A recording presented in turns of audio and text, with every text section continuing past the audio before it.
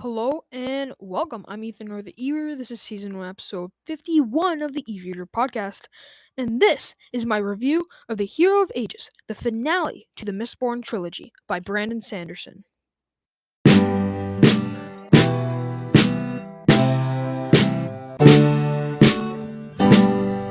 Hello and welcome back to my channel. And I just gotta say, holy macaroni.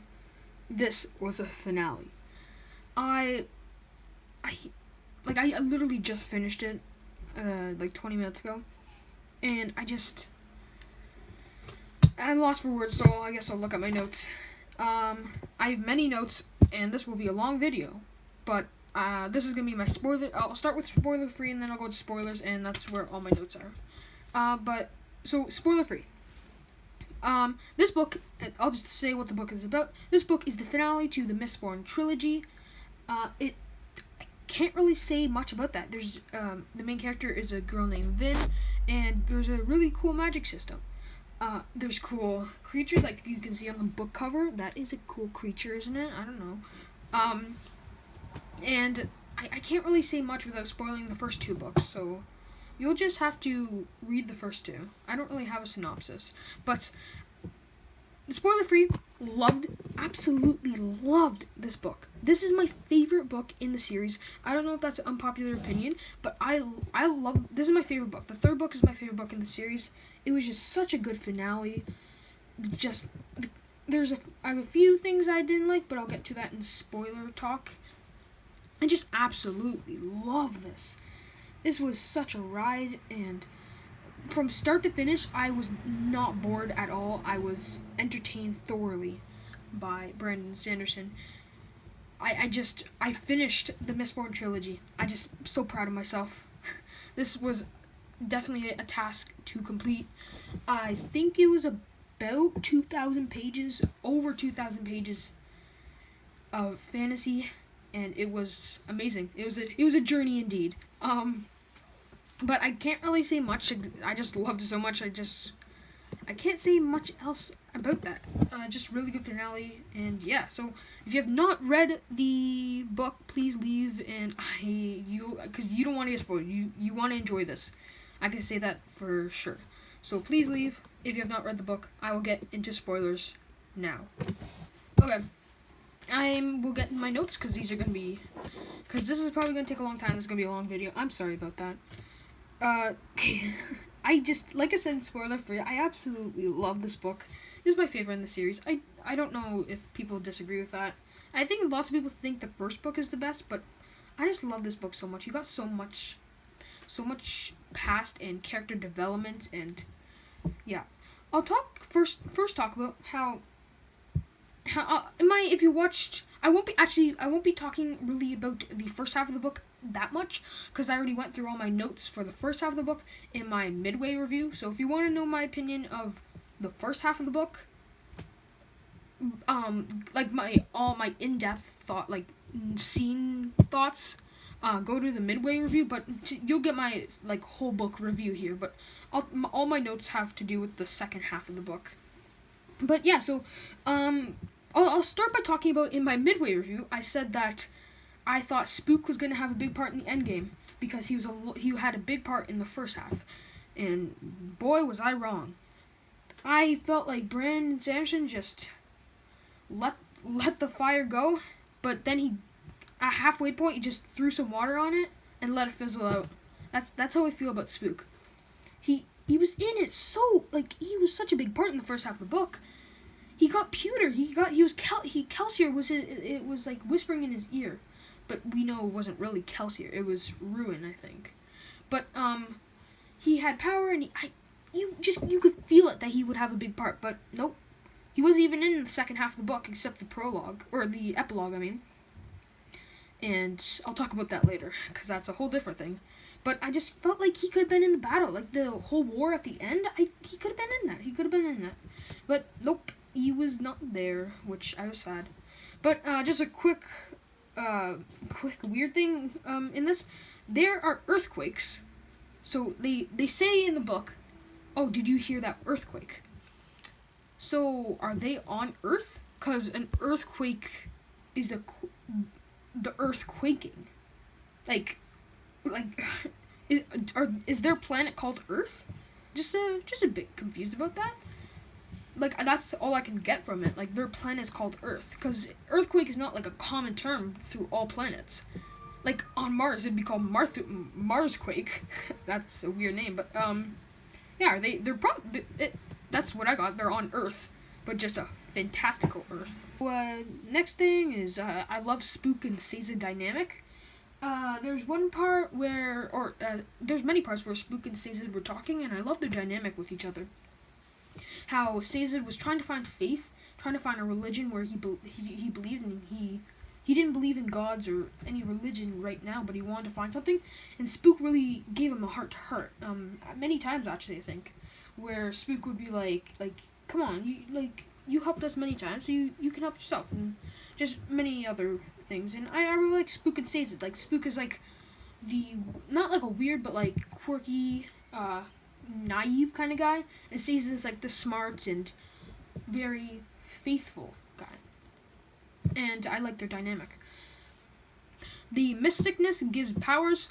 Another thing I would have never got was that the mist that was giving like a sickness to all the soldiers in Ellen's army, I guess, and people in the town and cities, was actually giving them powers. And if they swallowed a certain, I think it was atium. Yeah, if they swallowed atium, then they had they're misting for atium, which was insane. That was just a really cool touch onto the, like, how preservation, I think it was called, that preservation, like, god kind of figure, I guess, was actually giving the people power, which cool. So the atium was actually in the Condra facility, which that's another point I have here. That was a cool, that was an interesting part. Like, they couldn't find it anywhere, and it was in the facility. And next point, the earring. Vin was being controlled by Ruin by her earring. Because you have to get a metal stuck into you, and then Ruin can control you. That's insane. Please tell me in the comments if you found that out, because I think that's also another thing that would benefit on rereads. You'd be like, oh yeah, right here, Ruin is controlling, and then here, if she doesn't have her earring out, Ruin's not controlling her. Yeah, so I like that. Vin killing the... Oh, I wrote Vin killing the Inquisitors like a boss. She was dancing around the Inquisitors, and in the book it's just like 1 dead, 2 dead, 3 dead, 4 dead, and she was smashing through them. In the first book, killing an Inquisitor was like such a task. No one could do it, and Kelsier was like the first one to do it. At the end of the first book, and Vin now just killed like 6 in a row at the end of the book. And sad part, Marsh died. It's a sad part because at the end of the first book, he helped Vin, and he's dead. I really like Marsh. He was trying to fight the darkness and trying to come back to the light side, just like Darth Vader. That's a weird connection, but okay. Next, I'm almost on my notes. Actually, I like during the war, I was actually really getting worried that someone was going to die. And some people did die, and I will talk about those people in a few minutes. Oh, yeah, I guess I'll get to that now, actually. Yeah, so, Ellen died. That, really kind of made me sad. The sentence that Brandon Sanderson used, I kind of don't like him. He used, the axe took off Ellen's head. What kind of sentence is that? Like, Vin is looking down, and the sentence is, the axe took off Ellen's head. What? Like, that's worse than saying the gore to me. Like, if he's like, the blood dripped everywhere. Like, that's not bad. The axe took off Ellen's head? That just makes it, like, seem like nice and simple. The head's off the body, and that's all dandy. But, that was such a really one-off sentence, and I was like, wait, just wait a second here. At the end, the actual hero of Aegis is Sazed. I would have never ever guessed. I thought Vin was Hero of Ages, and then I thought halfway through the book I thought that Ellen was the Hero of Ages. Nope, Sazed is the Hero of Ages. Cause before I get to that, Vin died. Yeah, she fell to the ground, but she brought Ruin down and defeated Ruin, but she died too, and just. I don't know how I feel about that. The two main characters died, or actually Kelsier died too. Like, everyone we know died. And then at the end, Spook is turned Mistborn. Like, it's either people die or people are overpowered. Like, Sazed, he becomes overpowered. Spook, he becomes a Mistborn. Like, and then the epilogue kind of made me confused because it was Spook. He had Vin sent. Oh no, it was Sazed. I think it was Sazed that sent him a letter, and the letter said, "P.S. There are still 2 base metals and there are alloys that no one knows about. You might want to poke about and see if you can figure out what they are. I think they'll interest you." So first of all, there's 14 elements, and we still don't know 2 of them at the end of the series. So is there? I haven't done any research, but is there any like a side book of Spook trying to find the metals, or are the 2 last metals found in Era 2? But Spook is not in Era 2 because that's like 300 years later, and they wouldn't live that long. But I hope there is a side book with Spook trying to find the 2 metals, but I doubt there is actually. But that concludes my review. If you can't tell already, I really, really enjoyed the finale of this series. I started the series in March, and I finished it now in the middle of May. And I can definitely say now, I think it's my favorite series I've ever read. It's just such a good series, and I'm definitely going to be rereading it in the next years. It was fantastic. Brandon Sanderson is a genius writer, and I'm definitely going to be reading more of his. And today I will be starting Alloy of Law, because I really want to get into Era 2, and just want to see what happens after.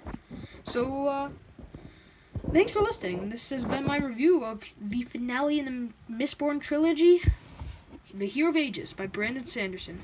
Thanks for listening. See you next time.